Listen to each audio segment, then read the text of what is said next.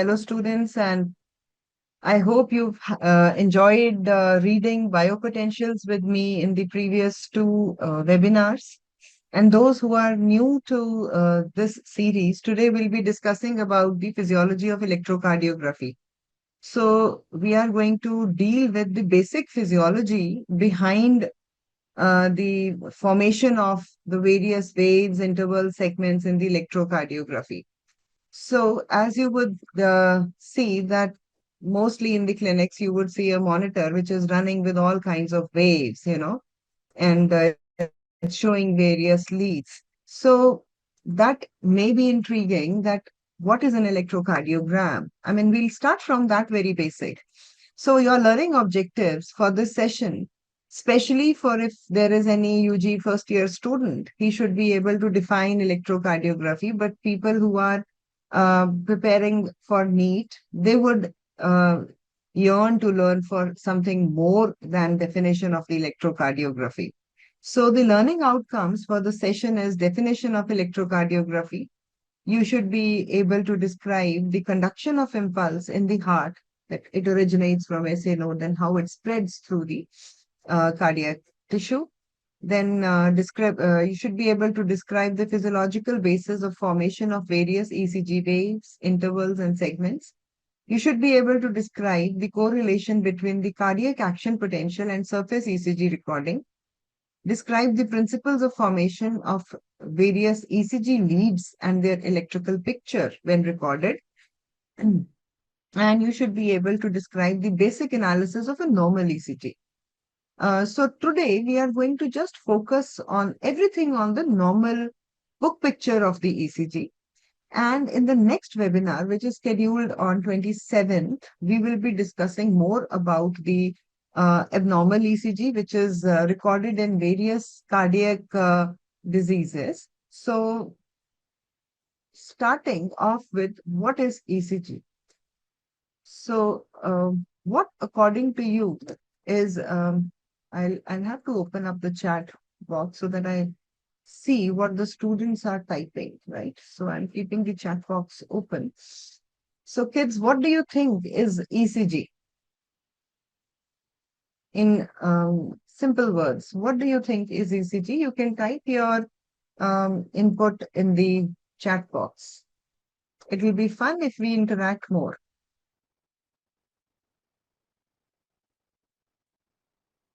So I don't hear anybody, I don't see anyone writing in the chat box. So I will continue with the session that ECG is actually the electrocardiography, which means the graph of the electrical activity of the heart. Yes, very, very correctly you can say. So a graph which tells us about the electrical activity of the heart. So when we talk about the graph, every graph is plotted between two variables. So what do you think are these two variables on which this graph is plotted? So whenever the two parameters we see on electrocardiography, we plot the voltage changes in the cardiac muscle with the time, which is measured in the milliseconds. So it is actually a voltage time graph, which is plotted which records the electrical activity of the heart. So what are the different measures or what are the different methods you can actually calculate or find out the voltage changes in the heart? So one method is the cardiac action potential. So what is action potential in the heart? Action potential is also nothing but the graph which shows the voltage changes in the cardiac muscle. But in that case, if this is sorry, the space is little less, so the heart has become a little, stumped, you can say that way. So if this here, so if I put one electrode here, and I put another electrode into the muscle, right? So it is giving me the action potential, which I record on my voltmeter right from the cardiac muscle fiber. And I record another voltage from the ventricular muscle. So now when I record, how does the impulse spread? So just I consider all of you know what actually ECG is, and how the cardiac muscle spreads. So we all know that it begins from the SA node, means the first thing to get depolarized is the atria. Then from atria, the impulse goes to the AV node, and then the impulse travels in the septum, and then it goes to the ventricular muscles. So the direction of flow of current is this. So the first to get depolarized is atria. So when I am recording, am I audible clearly to all of you? So when I record from the atria, so I get the action potential. I hope you recall what this action potential is if I record from the atria. So this is the cardiac action potential when we have one electrode on the cardiac muscle surface and another into the cardiac muscle. So this records the basic action potential. Yes. So here, this phase is the phase of atrial depolarization, phase of atrial initial repolarization, then the atrial plateau potential, then the atrial repolarization. Now, when the impulse reaches the ventricle, let me pick up another color for the ventricle, say it's blue, right? So now when it is in the ventricle, then the ventricular action potential begins, and now, the duration of action potential of ventricle is much longer as compared to the atrial depolarization. So here you can see that it should be starting from, let me just put it a little clear here. So the ventricular depolarization, it almost overlaps with the atrial repolarization. So you can see here that the atrial repolarization and ventricular depolarization, they kind of overlap.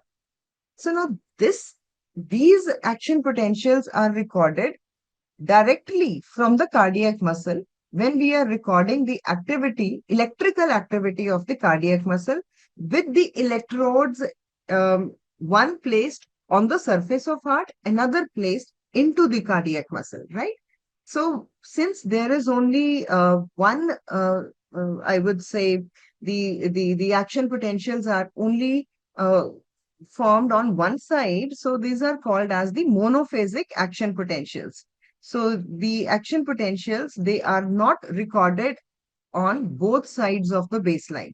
So when you have the action potential forming only on one side of the baseline, we call it as the monophasic action potentials.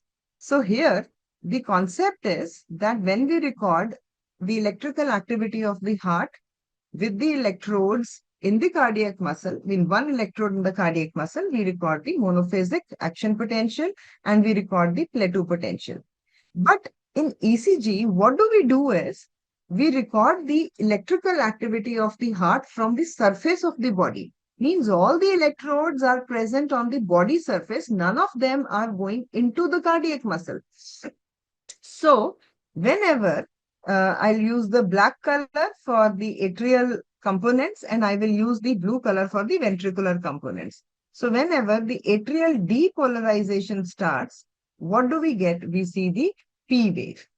And um, when the ventricular depolarization start, we get the PQRS complex, and correlating with the ventricular repolarization, we get the T wave, right? So, where is the wave of atrial repolarization? So, you can see here that in this atrial wave of repolarization, it coincides with the QRS complex and it is not formed on the ECG per se.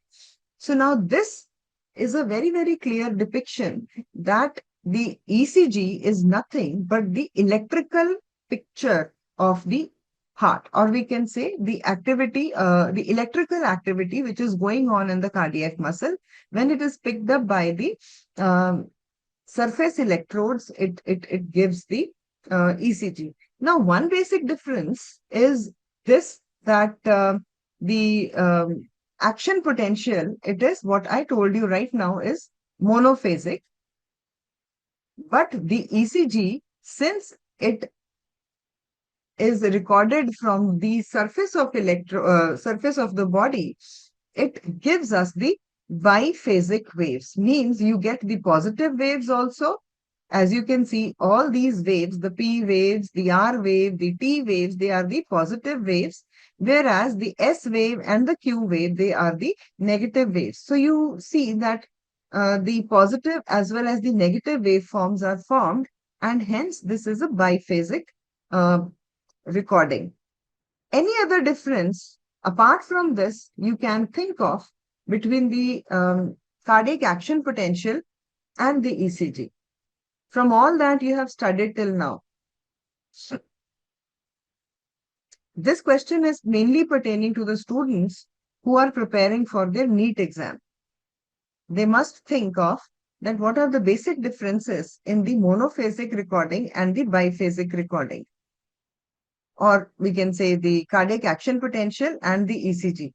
We know that they represent the same thing, so that is the similarity. But what is the difference?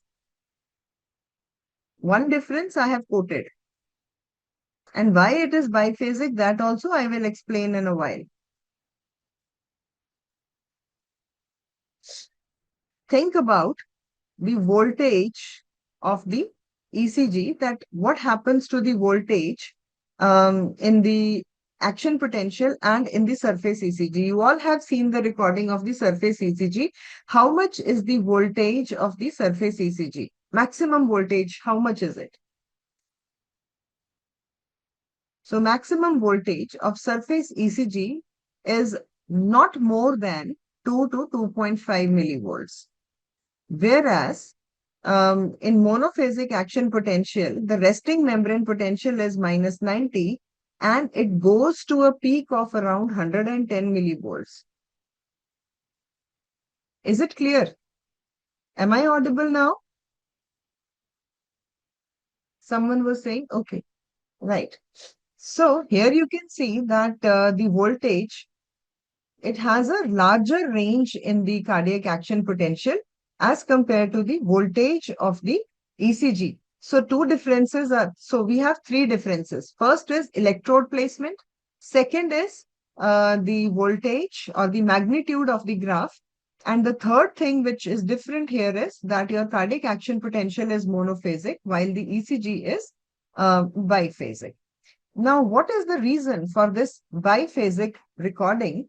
It is like you have this cardiac membrane, sorry, the cardiac muscle cell, and the one electrode is placed on the surface and the another electrode is placed inside the muscle. So now, normally at the resting position, the interior of the cell is negative. This is the basic principle, that at rest, in the resting state, the interior is negative as compared to the extracellular fluid. So now, because of this dipole, which is created because of the unequal distribution of the ions, if I put a voltmeter here, I would record a baseline difference in the membrane potential, which is called as resting membrane potential. And this resting membrane potential for cardiac muscle is around minus 90 millivolt. So now, when the muscle is going to be stimulated, or it receives its, sorry, when it is stimulated, and so this becomes positive. So now the electrode 1 becomes positive with respect to electrode 2. So now this results in the positive wave or increase in the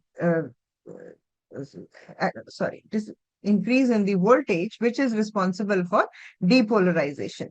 So now when this impulse move towards the I would say electrode 2, in that case we get the action potential, and we get a monophasic action potential.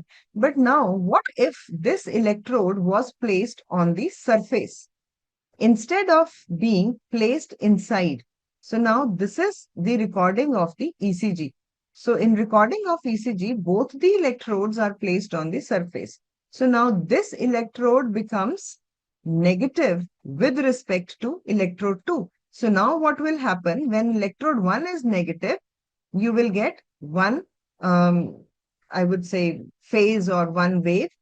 So now when it again becomes a positive and this internal or electrode 1 and electrode 2, they become now, if the depolarization it passes somewhere between 1 and 2, then you can see 1 and 2 again becomes at the same potential. So there is no potential difference between the two. So you get a zero potential line, which is called as the isoelectric line. So now when this wave of depolarization reaches 2, now 2 becomes negative with respect to 1. So this results in the formation of the negative wave. So this is responsible for the generation of a biphasic action potential, which we record in our ECG also. So now, this is something which you will tell me. What generates the action potential or this impulse in the cardiac muscle or the cardiac tissue? So the what is the pacemaker? Name the pacemaker of the heart. SA node.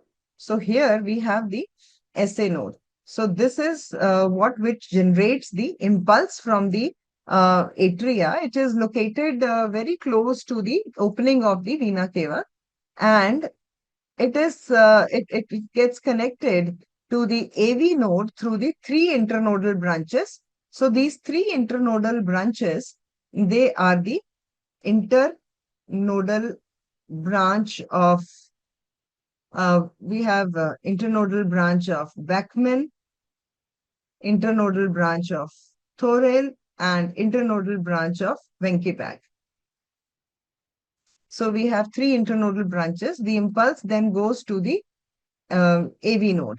So that is our next station, I would say, And at AV node, the impulse is delayed by around 0.1 second, which is called as the AV nodal delay. Now, it is a very, very strategic thing which happens here. This delay is very important. What it happens here because of this delay is that the atria gets the time to contract after depolarization. One thing is very clear that whenever the atria will depolarize, after that it will contract to produce atrial systole. And during atrial systole, it is going to pump its blood into the ventricles. So this AV nodal delay, it gives sufficient time to the atria to empty its blood into the ventricles. So now this AV nodal delay has this physiological significance. So now once the AV node is depolarized, it begins to depolarize the septum, and the impulse travels through the common bundle of His, which then gets divided into two branches, which we call as the right and left bundle branches. So the right bundle branch, it descends down, even the left bundle branch descends down, it turns into the ventricular muscle, and then it supplies the ventricular muscles. So this is the typical conduction pathway of the heart. So what is the conduction pathway here? SA node to three internodal branches to the AV node, where there is AV nodal delay is there, which ensures the proper filling of the ventricle before the ventricular systole.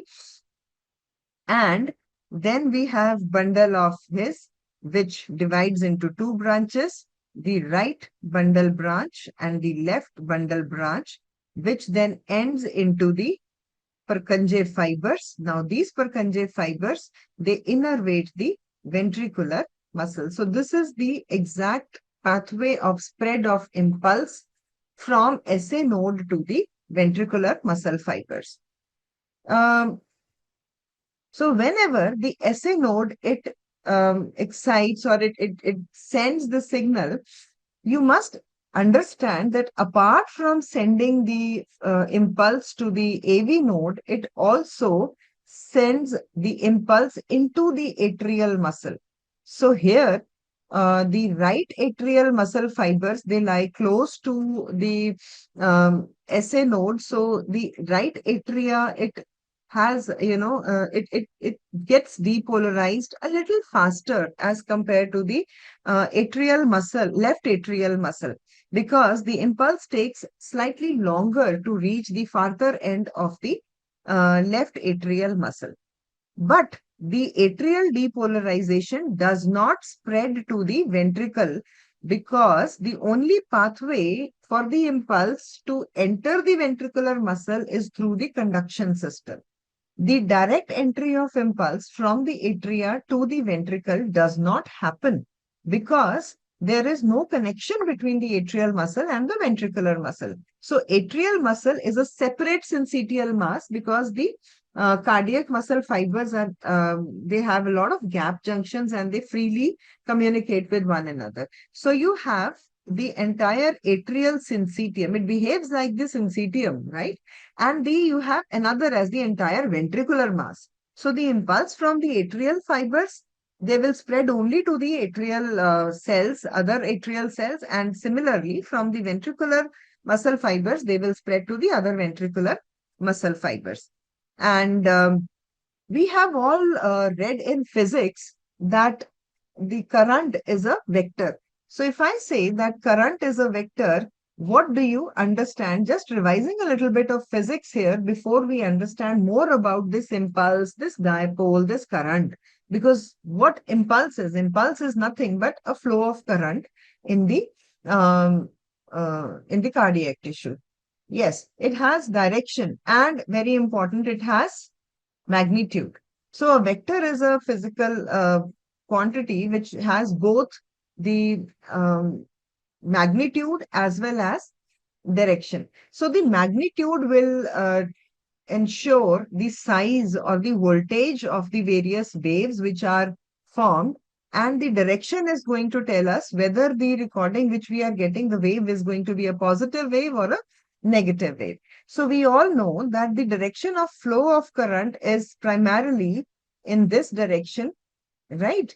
And the mass of the ventricle, left ventricle, is more. So we can say that the mean vector of the current flow is somewhat in this direction. Do you agree with me? So this is how the current is flowing in the heart from SA node towards the tip of the ventricle. That is the main, crux, that this is how the current is flowing. So the dipole is actually formed in a way that the current dipole is formed in this direction, right? So your mean flow or the resultant vector which is formed in this direction. I hope you agree with me on this. Is it clear, or should I explain it better? Okay. So when the wave of current is going, it is forming a dipole and you are getting a resultant vector. Now, this resultant vector, which is generated because of the flow of the current from one part of the heart to another, is called as the mean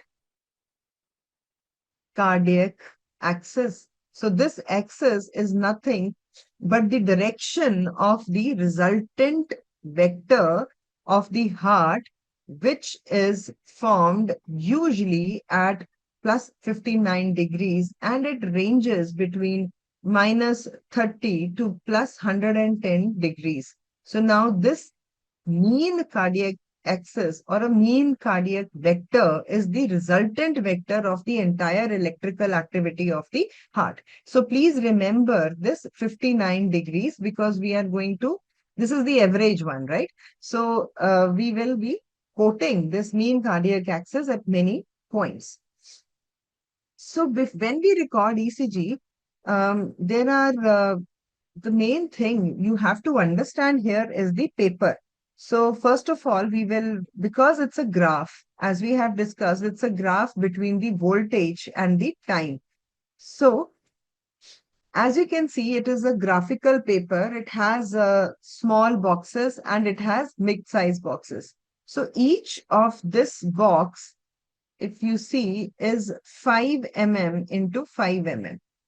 So each of these box has further 25 small boxes, which has each of these small boxes is 1 mm into 1 mm.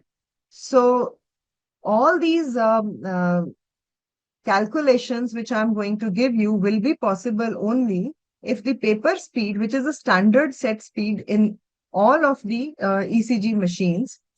So it is all the ECG machines, they record ECG at a paper speed of around 25 mm per second. So this means that the ECG will be recorded, or we will say the paper is going to run at a speed of 25 mm in 1 second. So here I have marked it for 25. So this is 5 mm, 25 mm.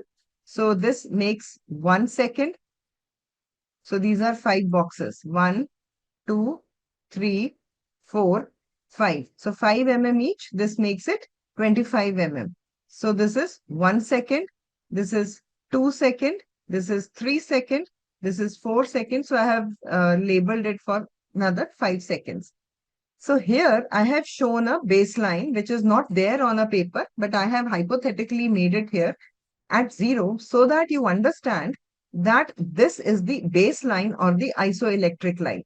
So now since it is a voltage time graph, the vertical distance is going to represent the voltage, and two of these divisions, which means 10 mm, is equal to 1 millivolt. So 10 mm is equal to 1 millivolt. So 5 mm is 0.5 millivolts, right?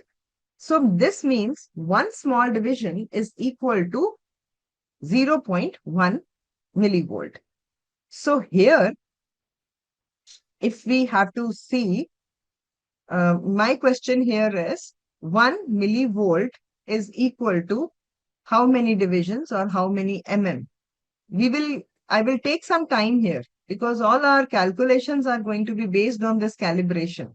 So if you get this ECG in exam, you should be able to calculate all these things. If they ask you the voltage or ask you the axis, so 1 millivolt will be represented in how many millimeters or how many divisions?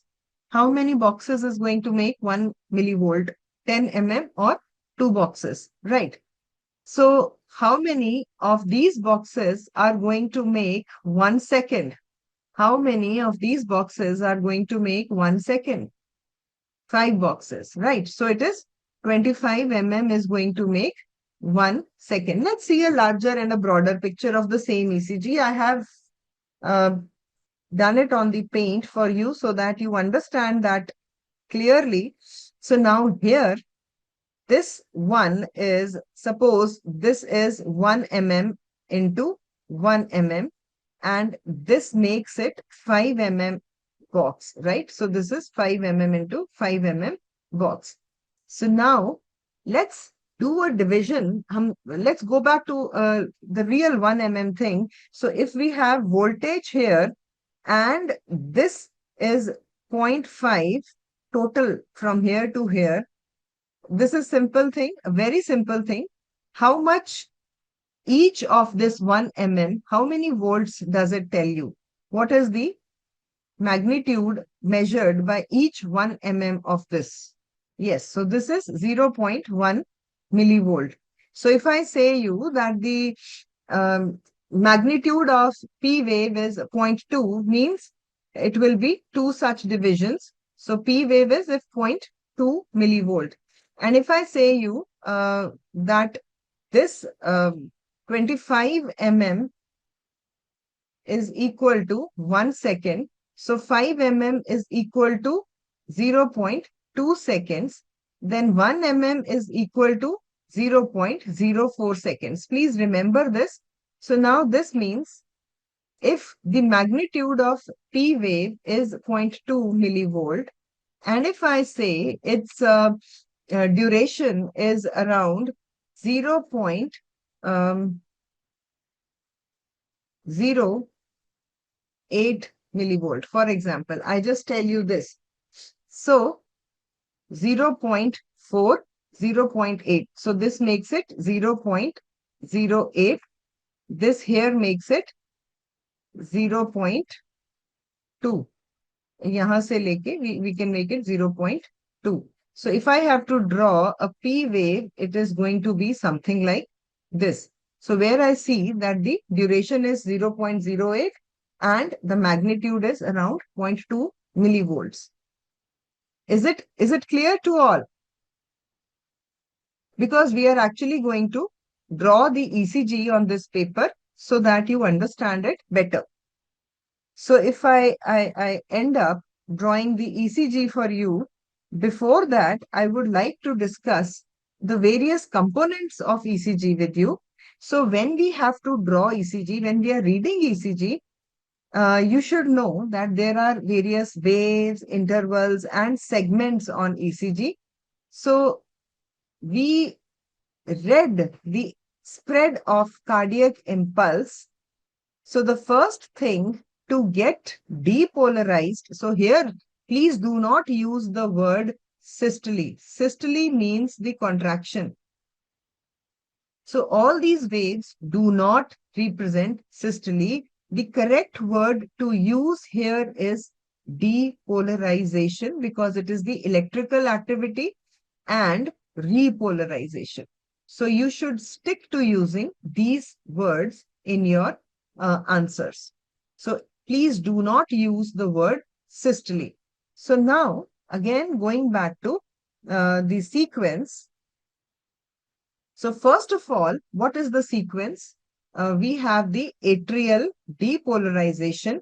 So this impulse from the atria, it spreads to the right atrium and then it spreads to the left atrium. Through the internodal branches, it reaches the AV node. So that means this atrial depolarization, it is going to show us the P wave. So what we are going to get because of atrial depolarization, we are going to get the P wave. And then it is going to go to the AV node, right? So at AV node, it is going to stay there for a while and then it is going to spread to the septum. So now the first thing to get depolarized is this portion of the septum. I'm going to repeat this diagram 2 to 3 times, this entire, um, you know, sequence so that you remember it very nicely. So now what happens when the septum, this portion of the septum is getting depolarized, the small cardiac vector or the current direction of the current flow is in this direction. So now when only this portion of the septum is depolarized, your vector, a very small vector current, it is looking into the other side. Now, what is the mean cardiac axis? It is in plus 59 degrees. So is it in line with the mean cardiac axis or it is looking away from the mean cardiac axis? I'm waiting for the response. Is it in line with the mean cardiac axis, the small vector of the septal depolarization? Or yes, it is looking good, very good. So it is looking away from AV node and this small current, which is looking away from the mean cardiac axis, is responsible for the formation of the Q wave, right? Which is a negative wave, which is recorded here. Then, after this, the entire septum, it gets depolarized. The current, it flows in this direction. Now, because of the depolarization of the entire ventricle, so as you can see that I have purposefully left the apex. I have not shaded the apex here. I am shading now the ventricular walls. This is the exact way the current is flowing. So, but you can see that the major muscle bulk is getting depolarized and the instantaneous cardiac vector, it is building up in this direction. As the volume of ventricular muscle is getting depolarized, the what you can see is that the direction and the length of the vector, it keeps on increasing. So then the tip is getting depolarized. So here, this depolarization of the ventricular muscle, it results in a strong positive wave. Yes, you're right, Yasir, that it is responsible for the formation of the R wave. So now when the apex is also depolarized, this small portion is left. Now, this small portion at the posterior-basal part of the left ventricle, when it is left, so the here entire ventricle is depolarized. So now there are two concepts. In ECG, we say that the interior of the cell जब depolarize है, so it becomes positive inside and negative outside, right? So interior of the cell is positive inside and outside it is, sorry, here it is resting. Here it is positive inside and negative outside.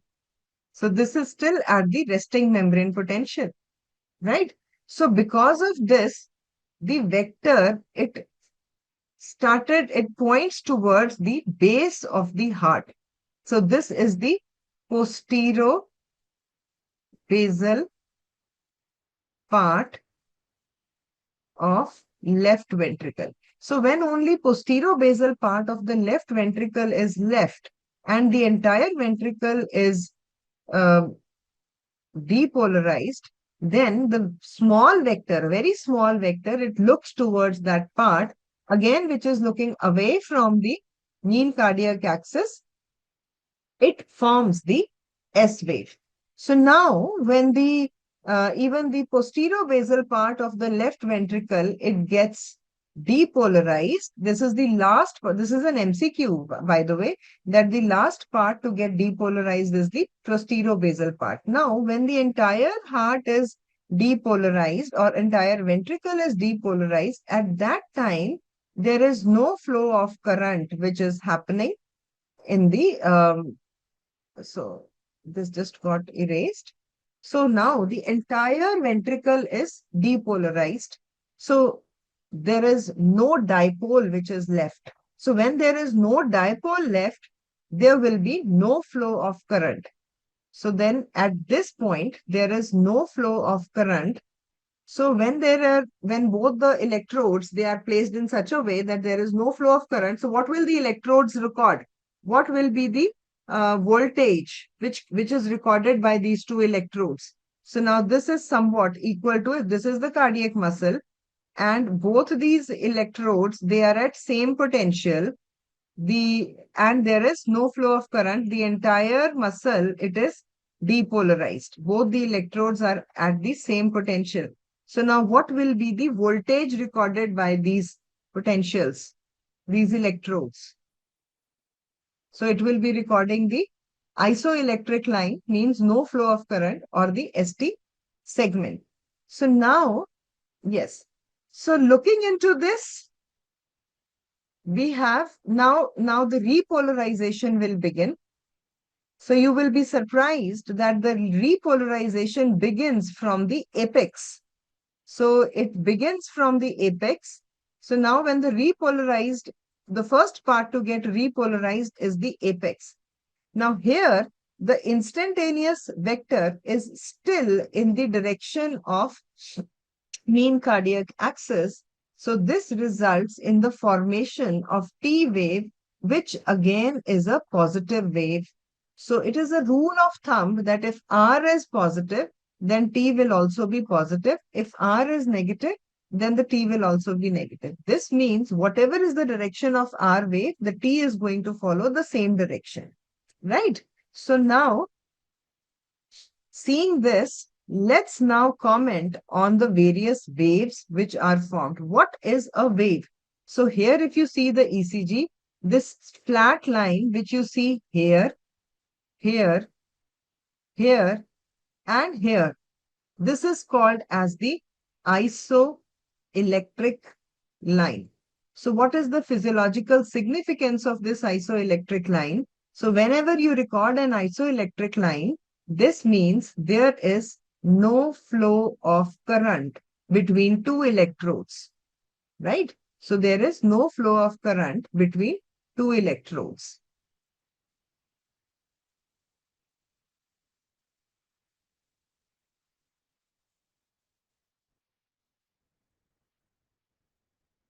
What happened?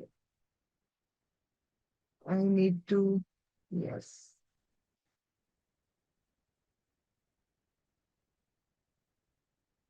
Okay. So now the other thing which you can see here is these deflections from the isoelectric line. So these deflections from the isoelectric line, they are called as waves. So how would you define a wave? What is a wave?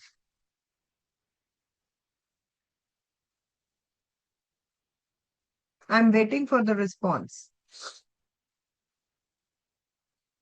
What is a wave?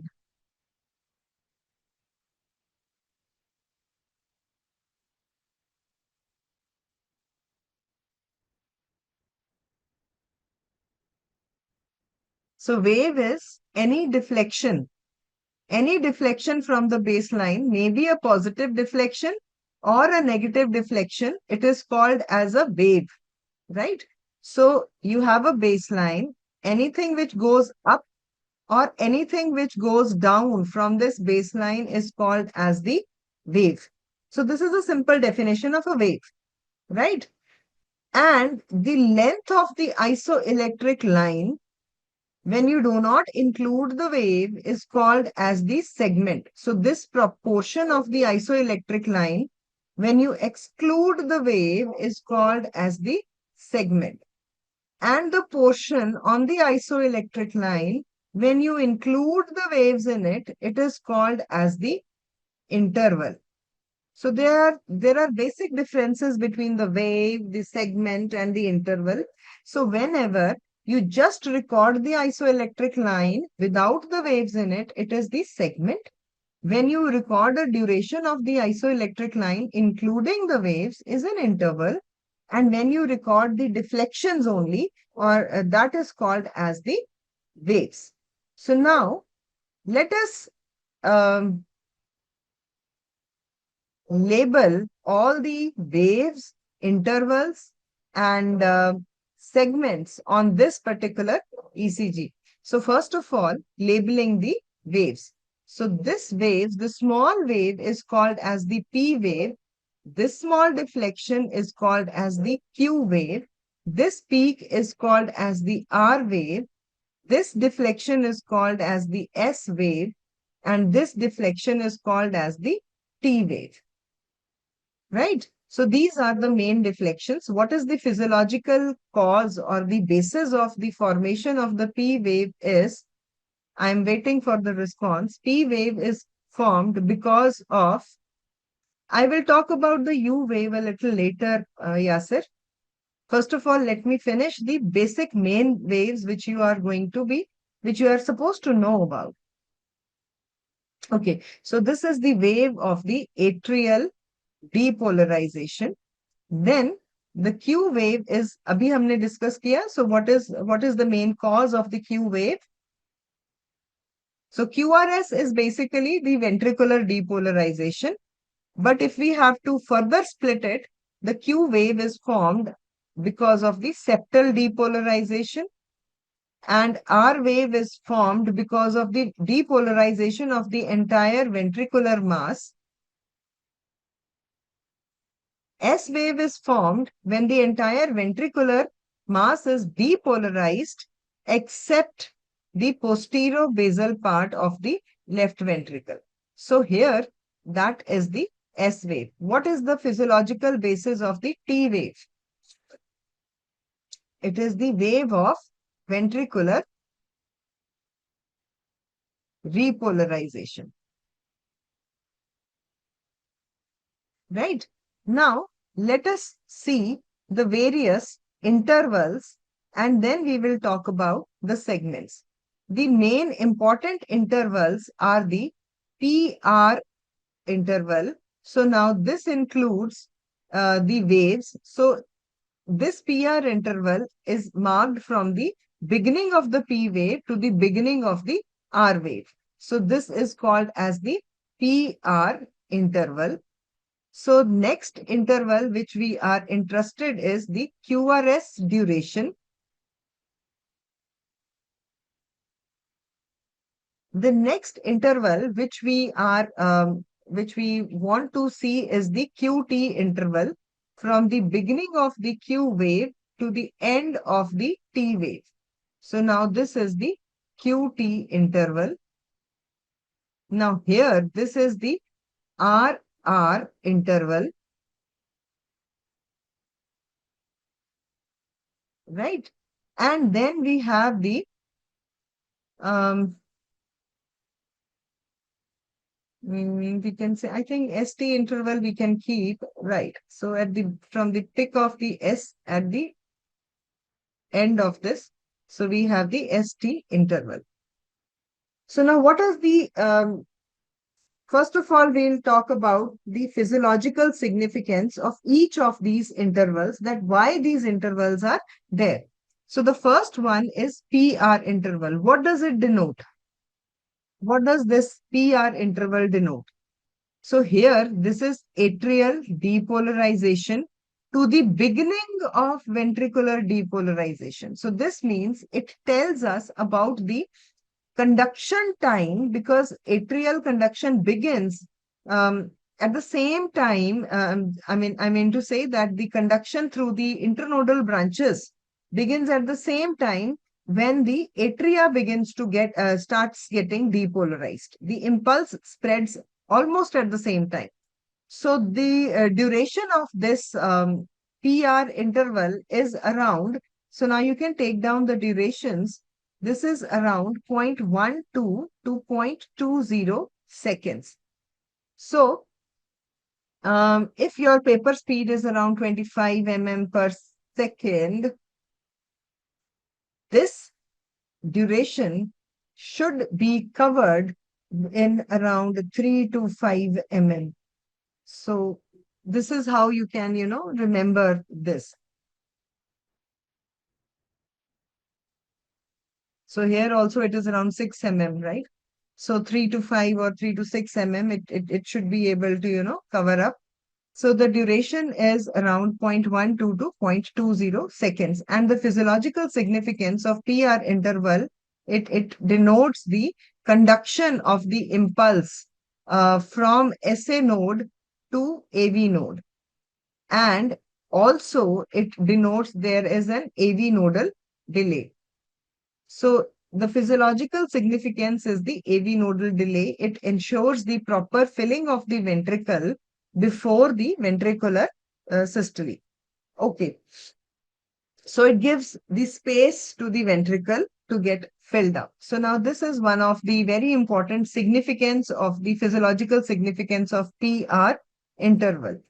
We will be talking about the clinical significance of PR interval in our next webinar. Then we have QRS duration. It tells us the time the ventricles are taking to getting depolarized. So now here you can see that the duration is somewhat around 0.08, means something around 2 to 3 blocks, divisions of 3 mm. So it is 0.08 to 0.12 seconds. So this is somewhat between 2 to 3 mm. This should get finished. And the next is your uh, QT interval. Now, this QT interval is very important clinically.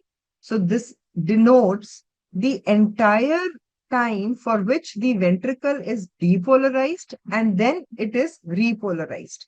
So, this tells us about the total ventricular depolarization plus ventricular repolarization time. So, it tells us about the ventricular cycle. But the heart rate can then influence this QT interval. So to decrease that, so clinically you will come across a different interval which is called as QTC interval, which is called as the corrected QT interval, which is calculated by dividing the QT interval with the square root of the RR interval. So when the QT interval is divided by the square root of RR interval, we call it as the QTC. Normally, this is around 0.36 to 0.44 in males. So this is an important MCQ. That is why I have included it here. And this MCQ can be asked in medicine, mostly in medicine. Physiology may, it will be asked a little less, but it will be mostly asked in the medicine. And then it will be 0.36 to 0.46 in females. So if this QTC interval, it increases more than 0.47, it is a predictor of the cardiac disease, means the person is having a heart disease. Then the next interval, which is very important, is the RR interval. So it denotes the cardiac cycle time. It usually takes around 0.8 seconds. So since we know that each of these blocks is zero point 0.2 seconds, so 0.2, 0.4, 0.6, 0.8. So somewhat, it is around 19 to 20 millimeters. It takes to the cardiac cycle. If the heart rate is around 75 beats per minute, then the distance between two RR intervals is around 20 millimeters. So we can actually calculate the heart rate from the RR interval. So if we calculate the number of divisions, so one division is 1 mm. If we calculate that how many mm is the distance between the RR interval, and the paper speed is, again, I'm reinforcing, is 25 millimeter per second. So if we put up the RR interval in this formula, we can actually calculate the heart rate. So heart rate can be calculated by dividing 1500 by the RR interval. So calculate quickly. If the RR interval is 20 mm, how much will be the heart rate?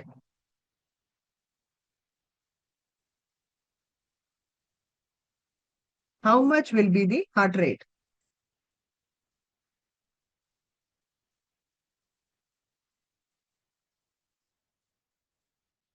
I'm waiting. Yes, please. That's correct. The heart rate, I have just now shared the example for this. So with the intervals, now I'm moving towards the segments. As I have discussed, that the segment is the isoelectric line excluding the waves. So please label the segments which I am putting as 1, 2, and 3. What is 1, what is 2, and what is 3?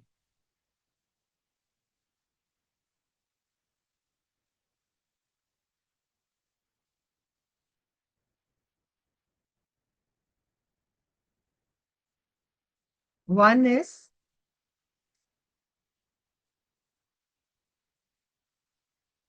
okay, this is PQ segment, or also called as PR segment. 2 is ST segment, very correct, Dr. Balaji. And 3 is TP segment. Now, what is the physiological significance of PQ segment, ST segment, and TP segment? What does the PQ denote? Which is more important, PR interval or PQ segment or PR segment? Interval is more important or segment is more important in this case?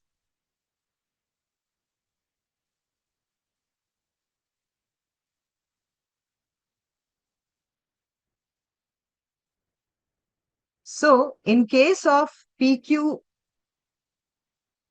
PR interval versus PR segment, it is the PR interval which is more important to clinically or physiologically, because we have seen that the atrial conduction, from SA node to AV node occurs at the same time when the atria are getting depolarized.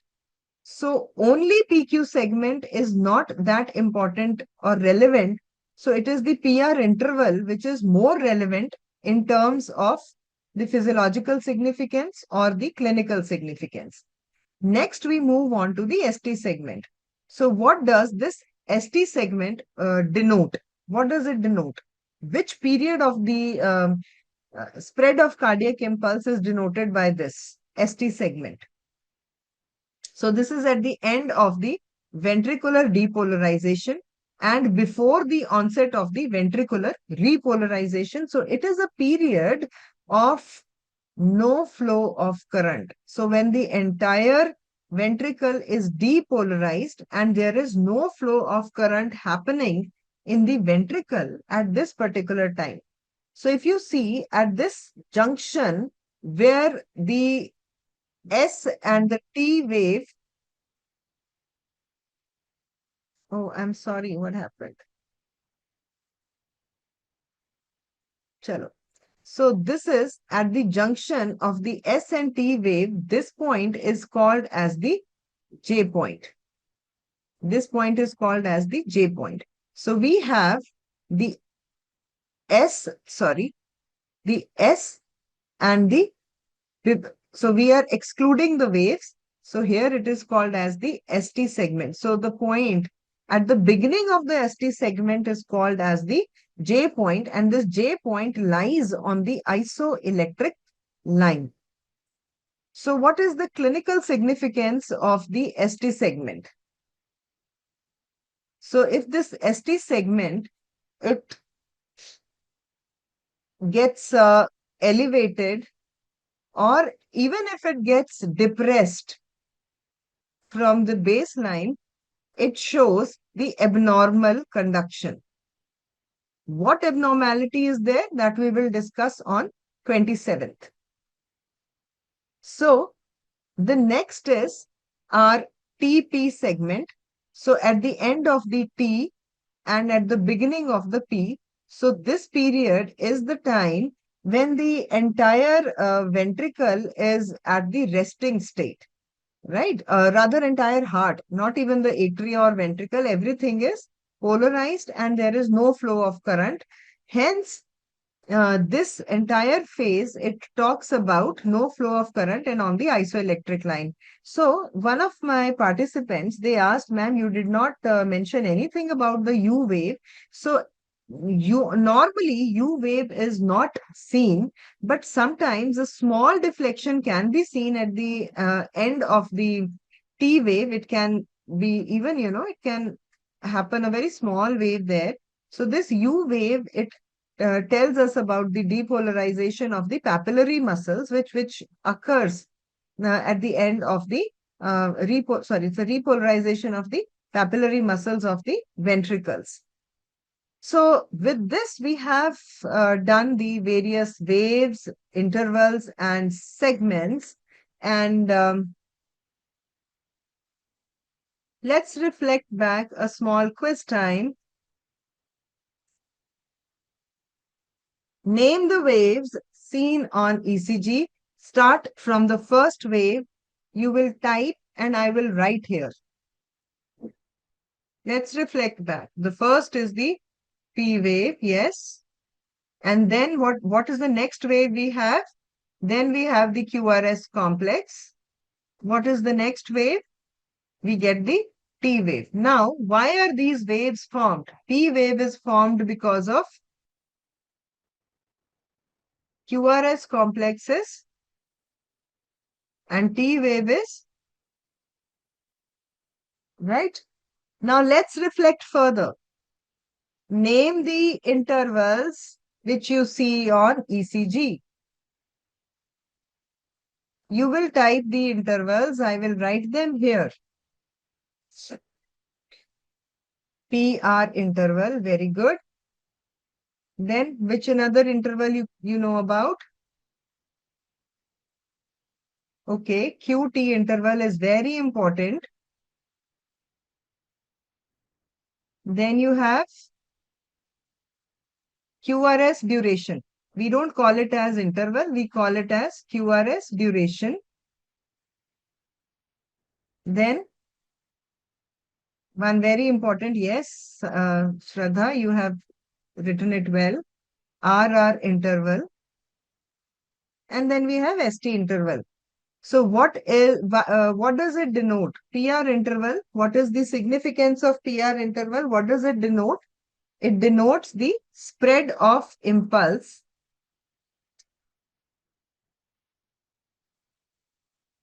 from atria to ventricles, and it also denotes the AV nodal delay. Perfect. Then what is the significance of QT interval? It denotes the ventricular depolarization plus ventricular repolarization. Okay, I have a very important and interesting question.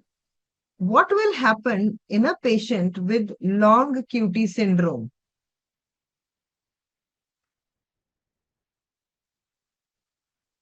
What is a long QT syndrome? It's an MCQ, especially in medicine. Why? What is a long QT syndrome?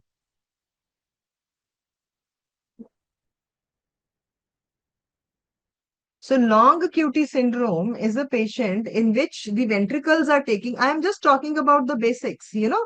So when the ventricle is taking more time to get depolarized and it is taking more time to repolarize. So what can be the main problem here when the patient is into long QT syndrome? One, there is ventricular hypertrophy. So when there is ventricular hypertrophy, there is large muscle mass of the ventricle. The muscle is taking more time to get depolarized and it is taking more time to get repolarized, resulting in the long QT syndrome. And hence, this gives us the insight into the ventricular size also, right? But this is what we talked about, the QTC interval, which is clinically more important. The QTC interval, which is called as the, yes, it can lead to it. It is QTC interval is the, I would say, the mirror or the reflection of the cardiac failure. So QTC interval, we have discussed in a previous slide that it ranges from around 0.36 to 0.44 in males and 0.36 to 0.46 in females. If it is more than 0.47, it indicates it's a predictor of the cardiac disease. And if it is more than 0.5, it tells us that the patient is uh, into a grave danger, right? So QTC interval, also called as corrected QTC interval, it is measured by dividing the QT interval by the RR interval. So again, the MCQ and clinically important. So how much is the QRS duration? It is about 0.08 to 0.12. So if this QRS duration is broad, what is the clinical significance of a broad QRS complex? Again, it is telling us that the ventricle is taking more time to get depolarized. So now this can even occur in the patients of hypercalcemia. So even in hypercalcemia, you are going to get the broad QRS complexes. So this tells us about the electrolyte disturbance. Then what is the physiological significance of RR interval? What can you use it for? The RR interval is used to calculate the heart rate, right? And the formula for calculating the heart rate is dash. I want you to answer it in the chat box.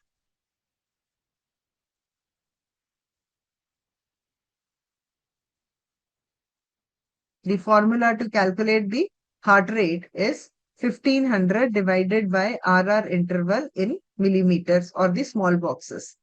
That's great. Then we come to the segments. So you name the various segments which you see in ECG. The important one, the most important is the ST segment, right?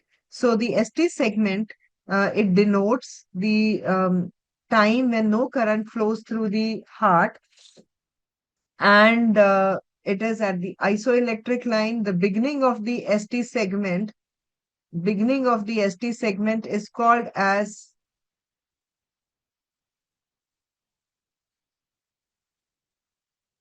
the beginning of the ST segment is called as What? J point. Okay, so now this ST segment, it is around 0.04 to around 0.08 seconds. So means 1 to 2 mm, right? So this shows that no current is flowing through this. So if this ST segment, it it gets elevated, right? Or it gets depressed, or there is sagging of the segment. So both these things, this elevation or depression or sagging is abnormal, right? So we will talk only about, yes, we will talk about MI in that next class. I am purposefully not pointing towards that. Next, quickly, we'll talk about, now we have the basic knowledge of the ECG picture, which is a standard book picture. Let's see, what do we do to record ECG? We need a machine which is called as electrocardiogram. Machine is called as electrocardiogram. To record that, we need electrodes which can be placed on the surface of the body. These electrodes are made up of they are the metal discs. So each of these electrodes, they are connected by a wire. So you can have two active electrodes, one positive and one negative, to create a dipole, or you can have one recording electrode and another electrode at zero potential. So now these type of electrodes are called as the bipolar electrodes because they have two poles, one positive, one negative, and both of them are active electrodes, right? So this type of electrode, when you have one recording electrode and one electrode which does not record or pick up the signal, which is called as the reference electrode. These type of leads are called as the unipolar leads. Then we require the machine which has the paper. We have already done the study of the ECG paper, and we also require the ECG jelly. Now, this jelly has some silicon particles in it. So when we rub the jelly on the skin surface, it causes these some small erythema, which increases the conduction, right? So what actually is a lead? So when we record in the apparatus, so it is two electrodes when are connected with the wire. This is called as a lead, right? But when we record it, when we record the ECG, we say we have recorded the 12 lead ECG, right? But how many leads you actually put up? So when you put up, you put lead, one electrode in this hand, one electrode in this hand, two on the limbs, and you put six chest electrodes. So you have placed only 10 electrodes. But why do you call it as a 12 lead ECG? Because when we get the picture on the ECG paper, we get the exact picture of 12 leads. So that electrical picture of the heart between two electrodes is also referred to as lead. So when we are recording with the electrode and a wire, that is a physical lead. And when you are reading the electrical picture of the heart on paper, that is also referred to as lead. So now, before we move into the nitty-gritties of recording ECG, let us first start with the basic thing, that is Einthoven's triangle. And Einthoven had been called as the father of ECG. So Einthoven said that if we draw an arbitrary triangle between the right and left acromion and right, left acromion and left foot, if we draw a triangle, it forms an equilateral triangle. So we all know that whenever we have an equilateral triangle, all the angles, they are formed at 60 degree. So when we form the equilateral triangle, the heart comes at the center, right? The potential here at the heart is 0. So this triangle is called as Einthoven triangle. But my question is, if the triangle is formed here, then why do we put the electrodes on the limbs? Why don't we put it here on the acromion and the pubic symphysis? Now, the reason is that our body is a volume conductor. It has 70% is water. So either you put the electrode on the acromion or you put it on the arm, because water is a good conductor of electricity. We record the waves equally good. I mean, the signals are picked up in the same way as if they would have been picked up by the electrode or on the acromion. So now he said the lead between right and left arm is lead 1. The lead between right arm or the right acromion and left foot is lead 2. And between the left acromion and left foot is lead 3. So he says, he gave us a Einthoven law, which says if we add up the potentials of lead 1 and lead 3. So when he said mathematical sum, we have to consider it is not the whole numbers. We have to consider the signs also, right? So the mathematical sum of lead 1 and lead 3 is equal to the potential of the lead 2. So this is the law which was given by the Einthoven. So here, please appreciate that the lead 1 is formed. What is the I would say direction of this vector?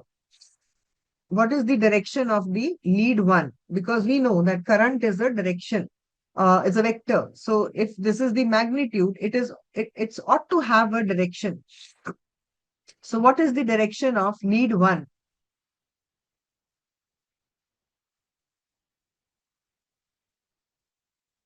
How many degrees on graph?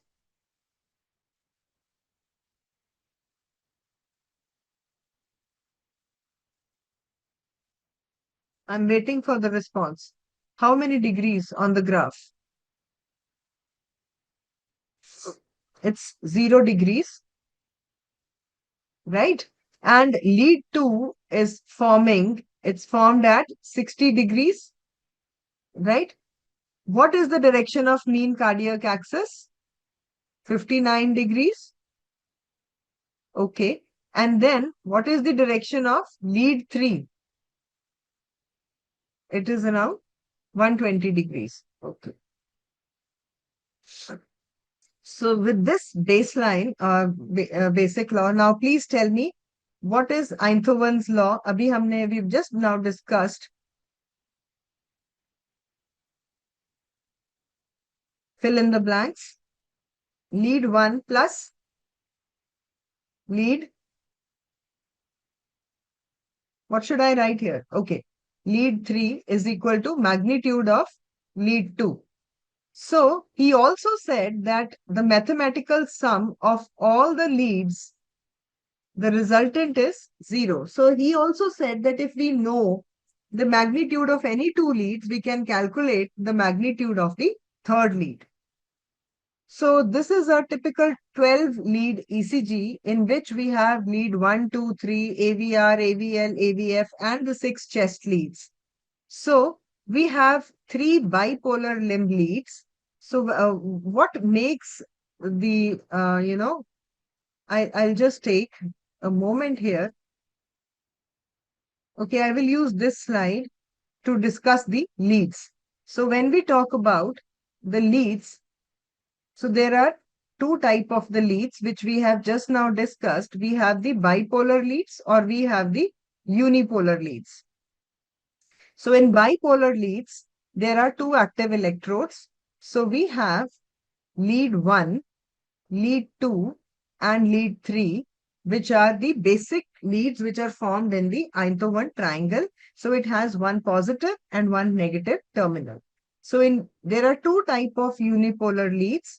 One are the augmented limb leads and another are the chest leads. In augmented limb leads, they are further of three types. We have AVR, AVL, and AVF, and we have 6 chest leads, which are V1, V2, V3, V4, V5, and V6.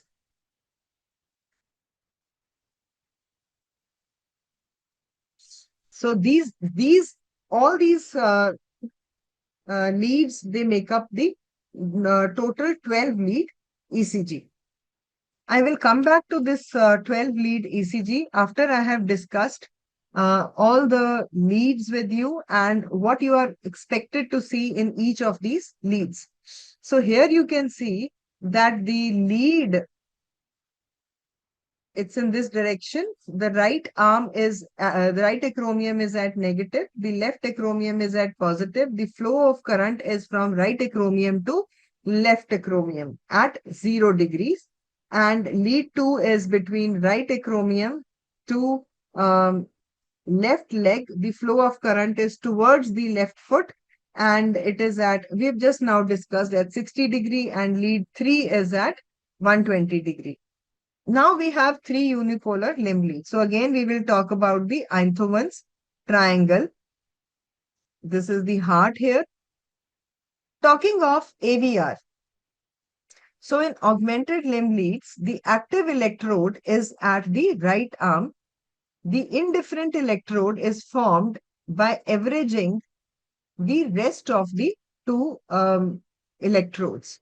So here, this is going to be the positive electrode and this is at the zero potential.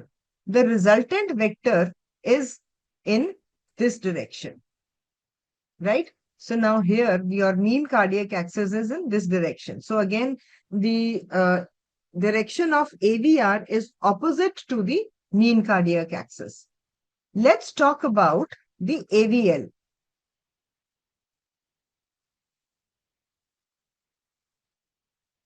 So in AVL,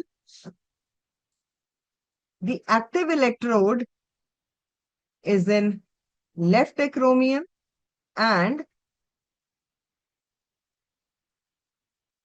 the indifferent electrode is formed by averaging the potential of the remaining two electrodes. So here the resultant is in this direction, which is again is not in the direction of the mean cardiac axis. Then the third one is the AVF.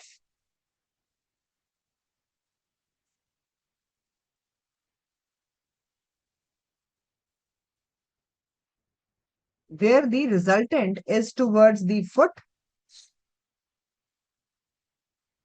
and the zero potential electrodes is formed by averaging the other two electrodes.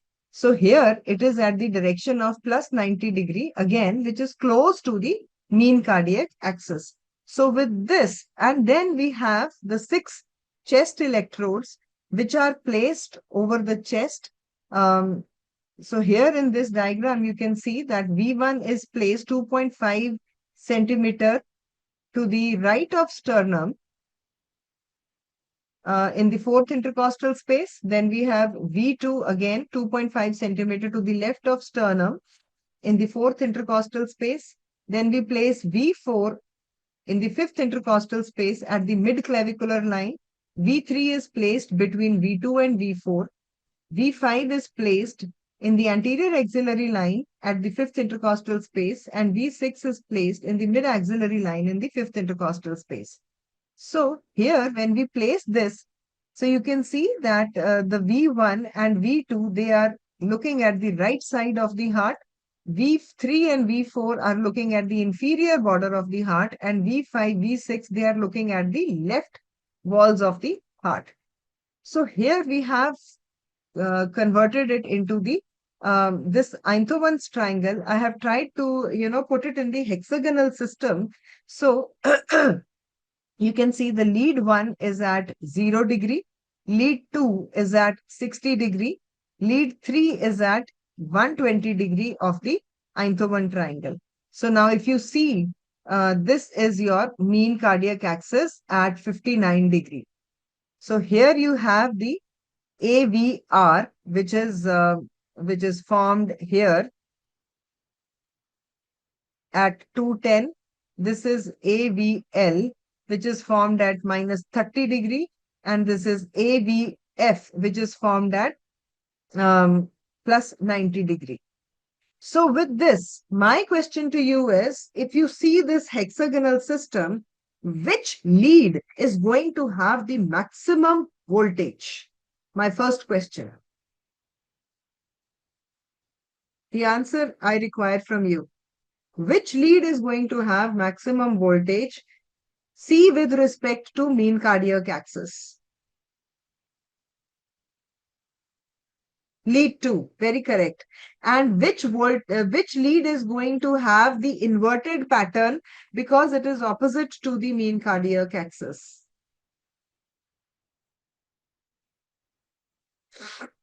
There is nothing called as lead 4, beta. You have to tell me out of AVR, AVL, AVF, which out of these is almost opposite to the mean cardiac axis, AVR. So AVR is also called as the inverted lead. So now let us see the chest leads. So we have seen that the V1, V2, that is, sorry, V1, V2, they are the right-sided leads. So they are seeing the right ventricle. So here you see normally what you expect is a big R wave and a small S wave. So this is a normal picture which you are going to see in the limb leads. But in the chest leads, in V1, V2, you see a small R but a deep S wave. So this is a normal picture which is seen in lead V1 and V2. A small R and a big S wave. So you have the RS pattern in the V1 and V2. While in V3, V4, the R wave, the magnitude of R wave almost becomes same as the S wave. So here you get the RS pattern. Now in V4, V5, V6, you also have the Q wave. So this Q wave, another MCQ, this Q wave is usually absent in all the ECG leads. It is present only in V4, V5, V6. So Q wave is present only in V4, V5, V6 in the normal individuals. So usually it is absent in all other leads. So here in V4, the R becomes prominent as compared to the S wave. And in V5, V6, you see the prominent R wave and a smaller S wave. So if you have a prominent S wave in the, so again, to remember, you have prominent S wave in V1, V2, you have equivocal R and S waves in the V3, V4, and you have prominent R wave and a small S wave in the V5, V6. So this is the RSR pattern. We call this as RSR pattern of the chest leads. So quickly going through the various waves and in various leads. So in all the limb leads, the P wave is a positive wave, right? Q wave is absent in all the leads. It is present only in V3, V4 and it is present only in V4, V5 and V6. So P wave is usually positive in all the leads except AVR where it is a negative. So this you can see here that AVR is also called as an inverted lead because its axis is opposite to the mean cardiac axis. Um, Yokesh, I will answer to your question. I would need more clarity on it. I mean, on your question, what do you want to ask? So could you please put your question more clearly? So R wave is again positive in most of the leads, but it is negative in AVR. In chest leads, it is R is positive, but it follows an RSR pattern, which we have just now discussed. Then the S wave is usually negative. It becomes positive in the AVR. So AVR you can see is an inverted lead. Whatever is happening in rest of the leads, AVR is having the inverted pattern. So again, the chest leads, the S wave decreases in magnitude as we move from V1 to V6. The R wave increases in magnitude as we move from V1 to V6. And then T wave is always going to follow the R wave. When the R is positive, the T is positive. When the R is negative, the T is negative. Yokesh, okay. So here we have a pole. Which of the following ECG leads is a bipolar lead that records the difference in the electrical potential between left arm and right arm? Which lead am I talking about? Between left arm and right arm.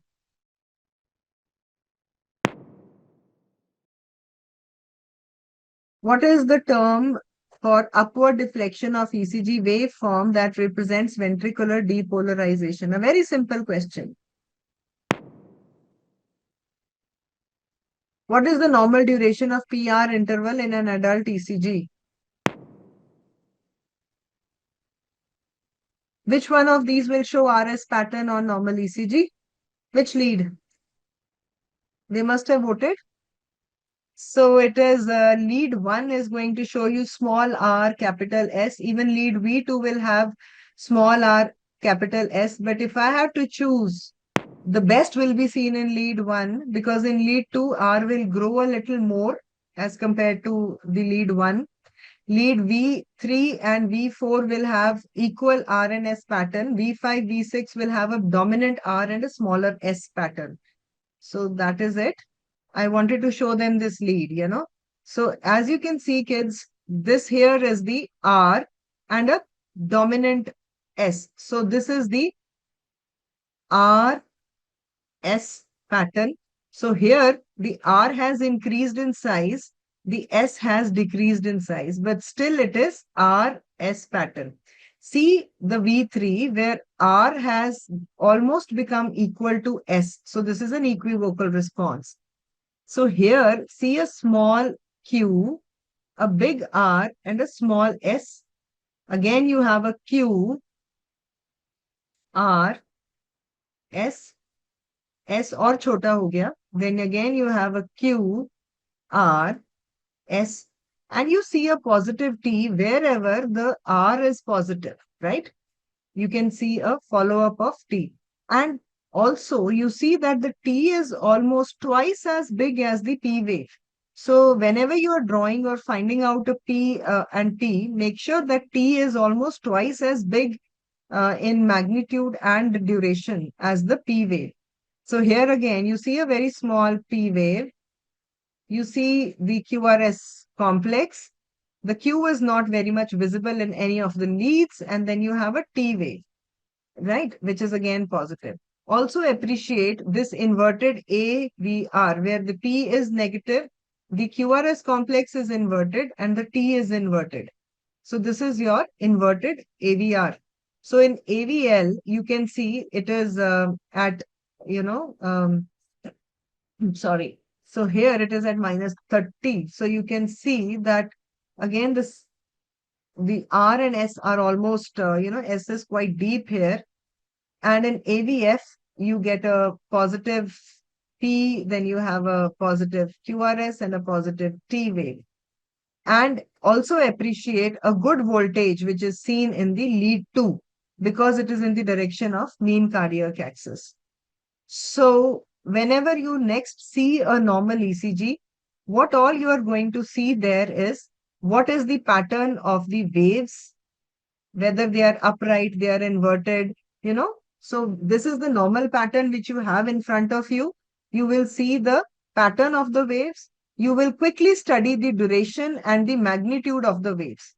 So if the magnitude and duration of the waves is normal, so you would say that the ventricular, things are normal. And then you will see the duration of the various segments and duration of the various intervals, and you will see if they are on the isoelectric line or not. Another thing which you will see that lead 1, 2, and 3, these leads, they will tell us about the basic cardiac axis. So what is the clinical significance or the implications of these? Lead 1 and 2, 1, 2, and 3, they will tell us about the cardiac axis. So it is important to understand the cardiac axis. And lead